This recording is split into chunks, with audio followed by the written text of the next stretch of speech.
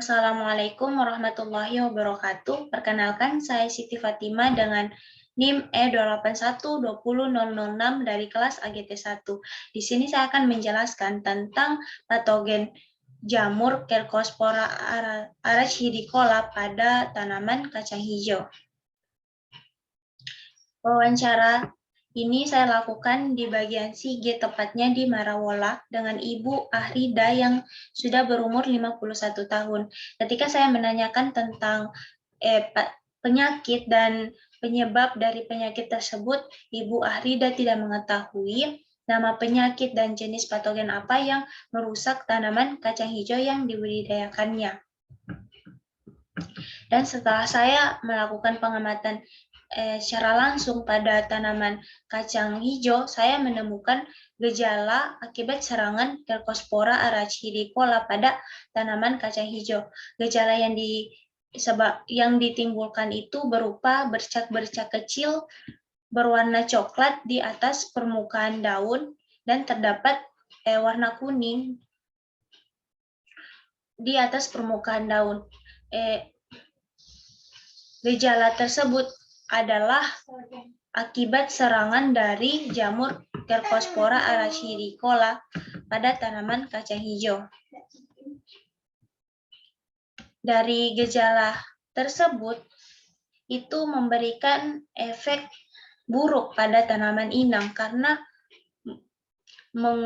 dapat menghambat atau mengganggu pertumbuhan tanaman. Proses fotosintesis juga terganggu karena dimana kita ketahui bersama bahwa fotosintesis atau proses pembuatan makanan yang dilakukan tanaman tersebut itu berlangsung di daun tanaman, karena di daun tanaman ini terkandung stomata atau pori-pori tempat masuknya fotosintesis atau tempat berlangsungnya fotosintesis yang dilakukan oleh tanaman.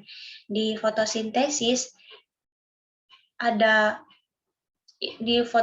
kan membutuhkan CO2, itu karbon dioksida, H2O air, dan dibantu faktor dari luar itu berupa cahaya matahari, dan dari itu akan masuk ke dalam stomata pada daun. Ketika stomata ini mengalami atau kondisinya tidak baik, maka fotosintesis akan terhambat, sehingga akan menghasilkan karbohidrat atau C6H12O6 itu dalam jumlah yang sedikit.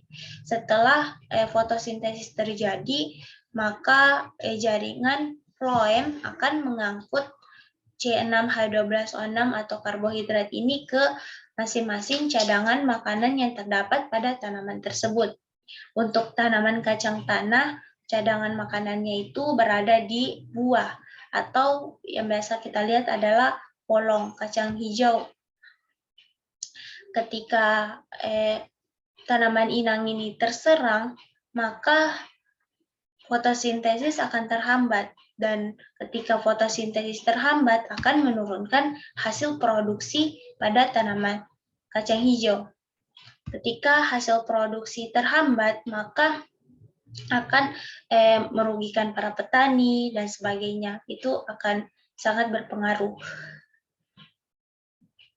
Sehingga para petani biasanya melakukan pengendalian untuk meminimalisir tingkat kerugian yang akan dialami dengan cara menggunakan pestisida. Tetapi karena jenis kerusakan atau gejala disebabkan oleh jamur, maka para petani menggunakan fungisida yang bermerek Promas.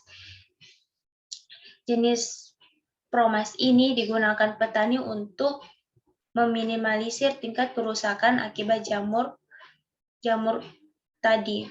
Dan dosis yang digunakan itu dalam satu tutup botol Promas itu menggunakan 30 liter air atau setara 1 tangki. Pengaplikasian Promas ini dilakukan dengan cara disemprot pada seluruh bagian tanaman kacang hijau. Dan penyemprotan ini dilakukan 1 kali seminggu sampai tanaman kacang hijau dipanen. Jadi penyemprotan akan dilakukan setiap minggu 1 kali seminggu sampai tanaman kacang hijau dipanen. Mungkin cukup sekian presentasi dari saya. Apabila ada kesalahan, saya mohon maaf. Saya akhiri dengan ucapan Assalamualaikum warahmatullahi wabarakatuh.